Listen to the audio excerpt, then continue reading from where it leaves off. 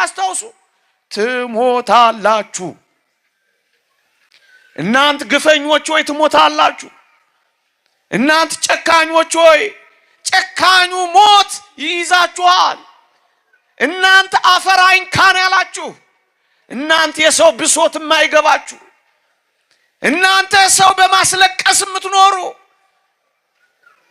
እናንተ በሚስቶቻችሁ ላይ የምትቀማጠሉ፣ እናንተ ልጆቻችሁን የረሳችሁ፣ እናንተ የምታስተዳድሩት ህዝብን የዘነጋችሁ፣ ጉቦ እየተቀበላችሁ ያስጨነቃችሁ እንዳትረሱ ትሞታላችሁ።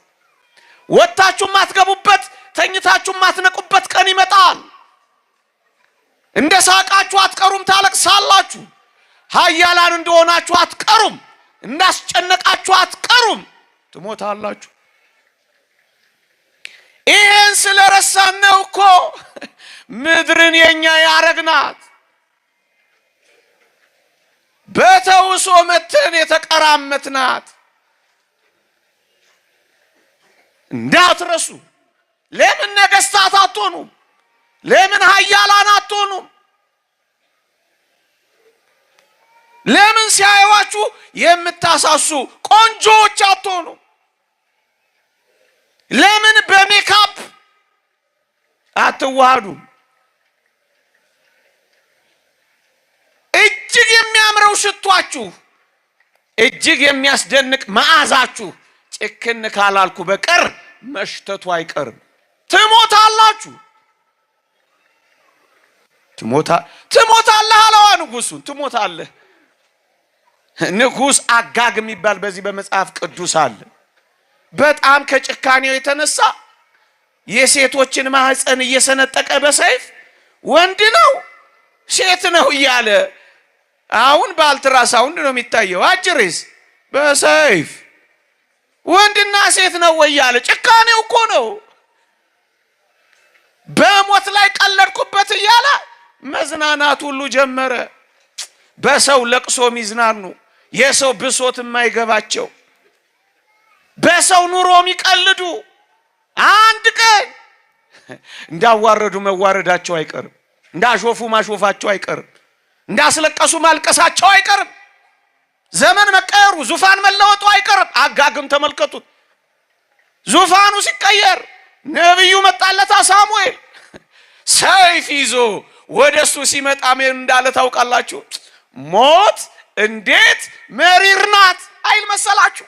አዎ በአንተ ላይ ሲደርስ ነው መሪር የሚሆነው። የሴቶችን ማህፀን ስትቀድስ እንዴ ወንድ ነው ሴት ነው እያልክ ስትቀማጠልስ አንተ ጋር ሲመጣ መሪር ነው። እንደገደልክ ትገደላለህ፣ እንዳሰቃየህ ትሰቃይ፣ እንዳስለቀስክ ታለቅሳለህ፣ እንዳስነፈረክ ትነፈርቃለህ፣ እንደገፋ ትገፋለህ። እንዳትረሳ ትሞታለህ። እንዳትረሳ ትሞታለህ። ኦርቶዶክሳውያን እስኪ አንድ ሐሳብ ሌላ አልጨምርላችሁ። ባለጠጋ ልንሆንም ላንሆንም እንችላለን። እውነት አሰብ እውነት ምንም እርግጠኞች አይደለንም። ልንሆንም ላንሆንም እንችላለን። እውነት ልናገባም ላናገባም እንችላለን። እውነት አሰብ እውነት እርግጠኞች አይደለንም። አግብተንም ልንወልድም ላንወልድም እንችላለን። እውነት አሰብ ይሄን የሚሰጠው እግዚአብሔር ስለሆነ እውነት አሰብ። እስኪ ሌላ ጥያቄ ልንሞትም ላንሞትም እንችላለን። እውነት አሰብ ኦረ እውነት አትሞቱም? እንደዚህ እኮ ነው ሐሰት መልሱ። እንዴ ሁለት ምርጫ ያሳስታችኋል እንዴ? ሰባት ባረግባችሁ ምን ልትሆኑ ነው? ይሄን ያመጣሁት ለምን እንደሆነ ታውቃላችሁ? በዚህ ምድር ላይ የትኛውም ነገር እርግጠኞች አይደለም። እውነት አሰብ አንድ ነገር ብቻ ግን እርግጠኛ ነን። ምን መሆናችን? ከዚህ ዓለም መለየታችን እርግጥ ነው። እውነት አሰብ መቼ እንደሆነ አይታወቅም፣ ግን መሞታችን ብቻ እርግጠኛ ነው በዚህ ምድር ላይ። ሌላ ሁሉ እርግጠኛ አይደለም። ታዲያ መልእክቴ ምንድነው? እመኑኝ በጣም ብዙ መከራ እየበላን ያለ ነው። ማዲያት ያወጣ ነው፣ ከሰው የተጣላ ነው፣ ግፍ የሰራ ነው ክፉ ያደረግነው በሙሉ እርግጠኛ ላልሆነው ዓለም ነው። እርግጠኛ የሆነውስ ሞት ረስተነዋል፣ አንዘጋጅበትም፣ ትተነዋል፣ ጭራሽ አናስበውም። እርግጠኛው ነገር ግን መሞታችን ብቻ ነው። እውነት አስብ። አሁን ምን እናስብ? የዚህ ዓለም ግዴላችሁም ክርስቲያኖች በጣም የሚጠቅም ሐሳብ ነው። አይክፋችሁ። ይሄን በመንገሬ አትቀየሙኝ። የዚህ ዓለም ዋና ኑሯችን ከዚህ ዓለም ስለ መለየታችን መሆን አለበት። ዝግጅታችን ምን ይሁን? አንድ ቀን እሞታለሁ፣ ስለዚህ በእግዚአብሔር ፊት እቆማለሁ፣ ስለዚህ ፍርድ አለብኝ፣ ስለዚህ ለሚመጣው ዓለም ለመዘጋጀት ኑሩ። እዚህ ዓለም ላይ የምንኖረው ለሚመጣው ዓለም ለመዘጋጀት ብቻ ነው። ሌላውስ እግረ መንገድ ነው። ሌላውስ በዚህ ውስጥ የሚኖር ፓኬጅ ነው። መብላት፣ መጠጣት፣ ማጌጥ፣ ማማር እግረ መንገድ ነው።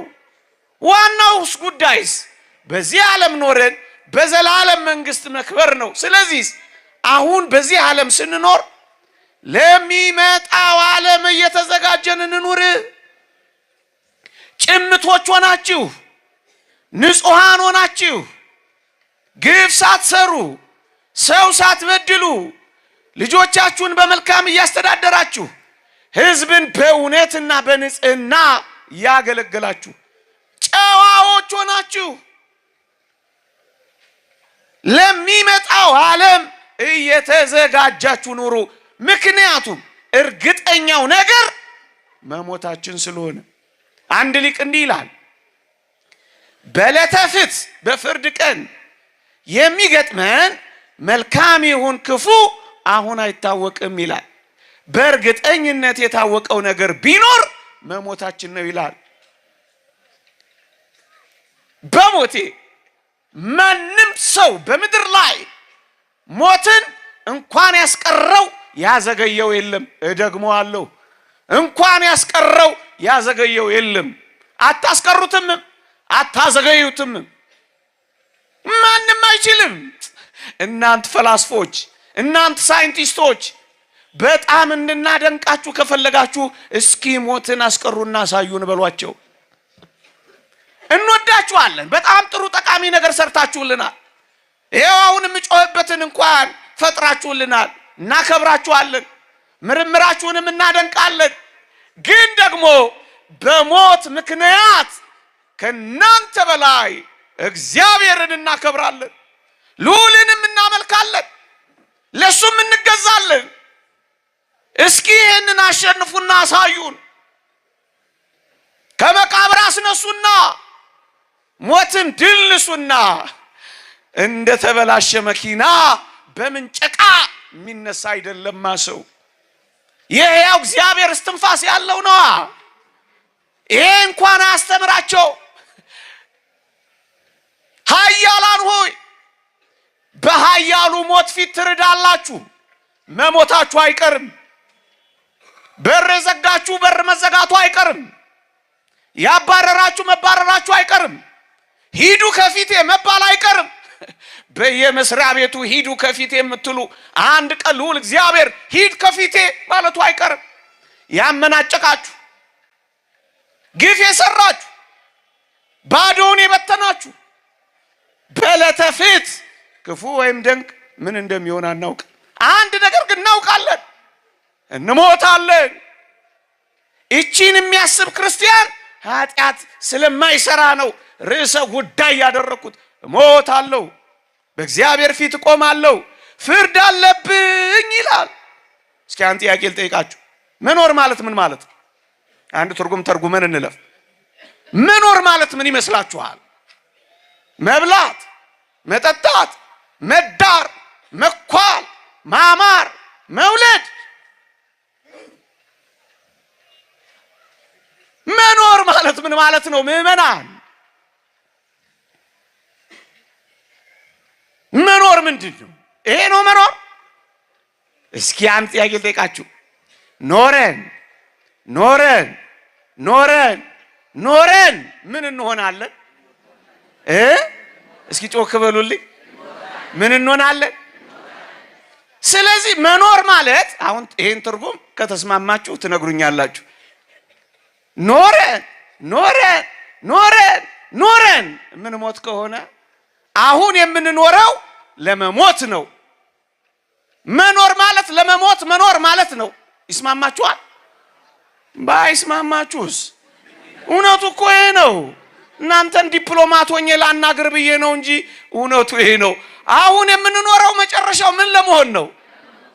በቃ ማግባትስ በዚህ ውስጥ ያለ ፓኬጅ ነው። በዚህ ውስጥ ነው ያለው መውለድ፣ በዚህ ውስጥ ነው። በዋናነት ግን አሁን የምንኖረው ምን ለመሆን ነው? መኖር ማለት ለመሞት መዘጋጀት ማለት ነው።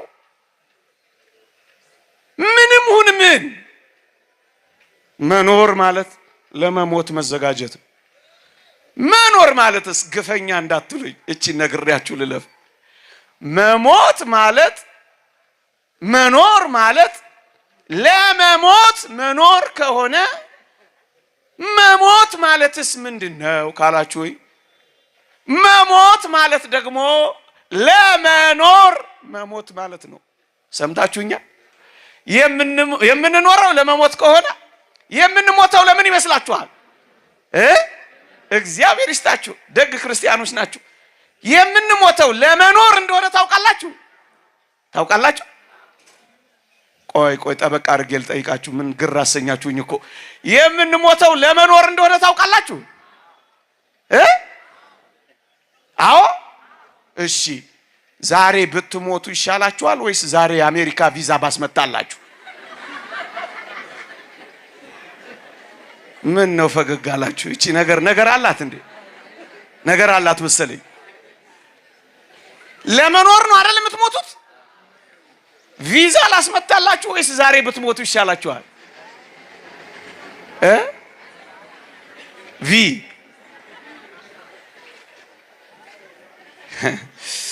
ዮሐንስ አፈወርቅ በዚህ ጉባኤ ተገኝቶ ቢሆን እያንዳንዳችንን ያባረረን ነበር። ክርስቲያኖች የክርስትና ትልቁ ልዕልና ሐሳብ ምን እንደሆነ ታውቃላችሁ? ክርስትና በሞት ላይ የተቀዳጀው ድልና ኃይል ነው። ሞትን መናቁ፣ መቃብርን ማሸነፉ በሞት ላይ የሚያሳየው ንቀት ነው። እኛ ግን ፈሪዎች ነን። በጣም ቦቅቧቆ ገና አልገባንም። የምንሞተው ለመኖር እንደሆነ አልገባንም። የእናታችን ማህፀን ለዚህ ዓለም፣ የመቃብር ማህፀንነት ግን ለዘላለም ዓለም እንደሚወልደን ገና አላወቅንም። ነጭ የለበስነው ዝም ብለን ነው። የምንሞተው ለመኖር ነው እንዳትረሱ። ስንሞት አዲሱ የዘላለም ሕይወት ይጀምራል።